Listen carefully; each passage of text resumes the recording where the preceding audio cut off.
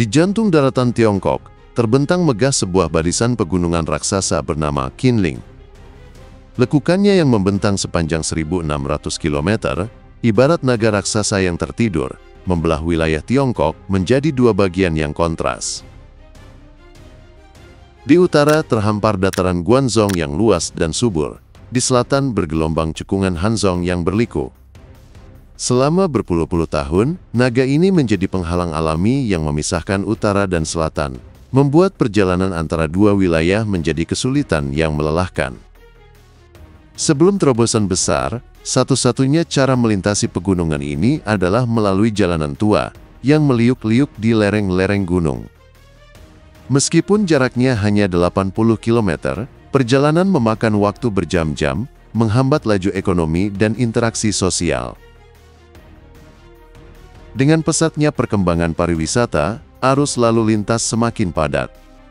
Pada musim liburan, lebih dari 300 juta turis memadati kota, menyebabkan puluhan ribu kendaraan berdesakan di jalan sempit yang hanya mampu menampung 20.000 kendaraan per hari. Kondisi ini menuntut sebuah solusi radikal dan ambisius. Pada tahun 2001, pemerintah Tiongkok mengambil keputusan yang mengejutkan dunia, membangun terowongan jalan raya modern menembus pegunungan Qinling. Sebuah proyek yang menantang akal sehat, berisiko tinggi, dan belum pernah ada presidennya di Asia. Terowongan sepanjang 18 km ini dirancang dengan standar tertinggi, dengan dua terowongan terpisah, masing-masing memiliki dua jalur, yang memungkinkan kecepatan hingga 80 km per jam. Proyek ini diperkirakan menelan biaya 9 triliun rupiah, dan direncanakan rampung dalam 6 tahun. Sebuah target yang dianggap mustahil oleh banyak pihak, terutama media barat yang skeptis. Mereka berpendapat bahwa tim insinyur Tiongkok tidak akan mampu menyelesaikan proyek ini, mengingat sulitnya kondisi geologi Qinling yang bahkan tim teknik terbaik dari Amerika Serikat pun tidak berani mencobanya. Meskipun demikian, tekad Tiongkok tak tergoyahkan. Proyek pun dimulai, namun, tak butuh waktu lama bagi para insinyur untuk menyadari bahwa kesulitan yang mereka hadapi jauh lebih berat dari perkiraan.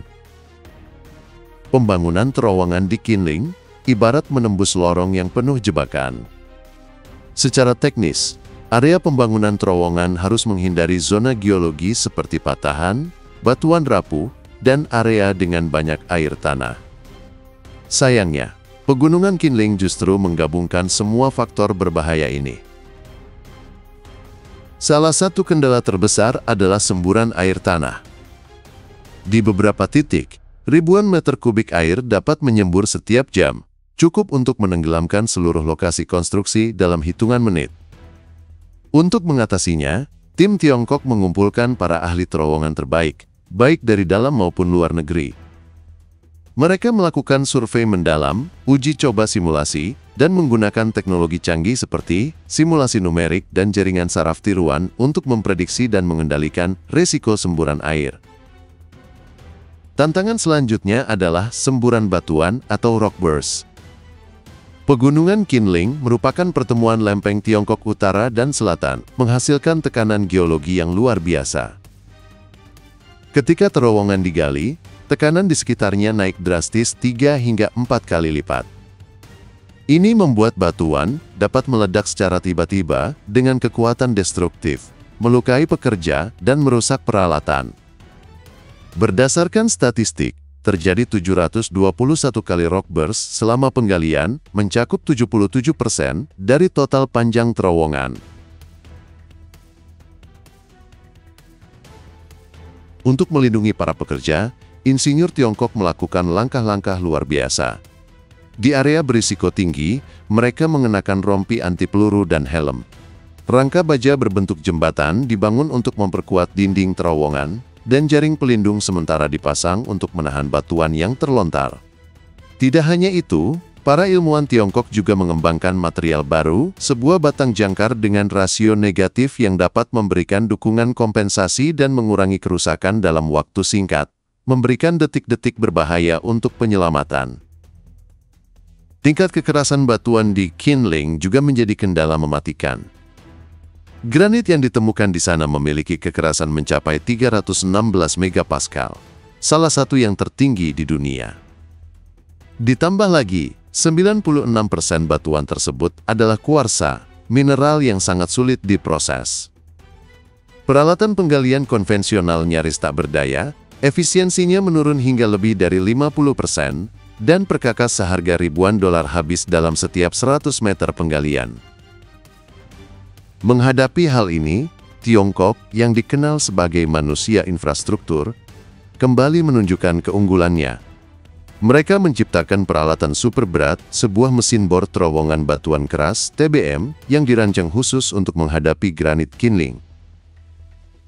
TBM ini memiliki desain pisau ganda, menggabungkan pemotong roll tradisional dengan semburan hidrolik bertekanan tinggi. Kolaborasi kedua metode ini berhasil mengurangi tekanan bor hingga 40% dan memperpanjang umur perkakas. Setelah semua kesulitan geologis teratasi, muncul masalah lain yang sama pentingnya, ventilasi udara. Dalam terowongan sepanjang 18 km, gas buang kendaraan akan menumpuk menjadi kabut beracun. Tim insinyur Tiongkok menghabiskan berbulan-bulan untuk perhitungan dan simulasi. Mereka membangun model aliran udara satu-satu di laboratorium dan mengamati pergerakan gas buang. Akhirnya, mereka melahirkan sebuah ide brilian, menggali sumur di udara. Pada tahun 2005, 8.000 pekerja dikerahkan untuk proyek ini. Mereka menggali 3 sumur ventilasi raksasa secara vertikal dari puncak gunung hingga ke terowongan, dengan yang terdalam mencapai 661 meter, lebih tinggi dari Menara Shanghai.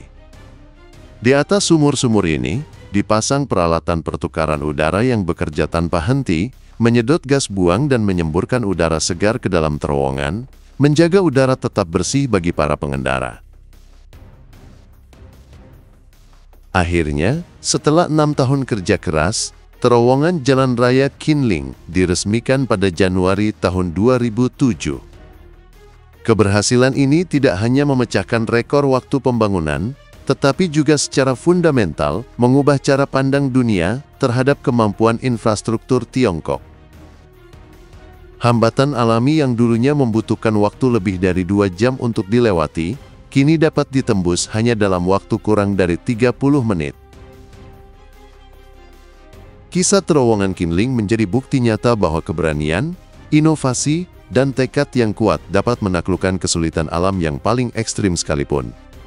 Ini bukan sekadar kisah pembangunan sebuah jalan, melainkan cerminan dari semangat Tiongkok untuk melampaui keterbatasan, mengubah rintangan menjadi peluang, dan menghubungkan satu persatu titik-titik yang terpisah. Keberhasilan di Kinling hanyalah awal. Pada tahun 2009, Tiongkok membangun terowongan bawah laut terpanjang di dunia, yaitu terowongan jembatan Hong Kong-Zhuhai Macau. Proyek-proyek infrastruktur raksasa terus berlanjut, baik di dalam negeri maupun di berbagai belahan dunia, dari Eropa hingga Afrika. Semua ini membuktikan kekuatan Made in China dan menegaskan bahwa di balik setiap struktur beton dan baja, terdapat inovasi tak kenal lelah dan visi masa depan yang jauh melampaui batas-batas yang pernah ada. Maka, patut kita renungkan, jika Tiongkok mampu menaklukkan naga pegunungan yang membelah negerinya, kesulitan apalagi yang bisa dianggap mustahil di hadapan tekad manusia yang dipersenjatai dengan pengetahuan dan keberanian, seberapa jauh kita telah memanfaatkan potensi kolektif untuk menyelesaikan masalah-masalah yang selama ini dianggap tidak terpecahkan. Kisah terowongan Kinling bukan hanya tentang pembangunan, tetapi juga tentang redefinisi batas-batas kemampuan kita sendiri.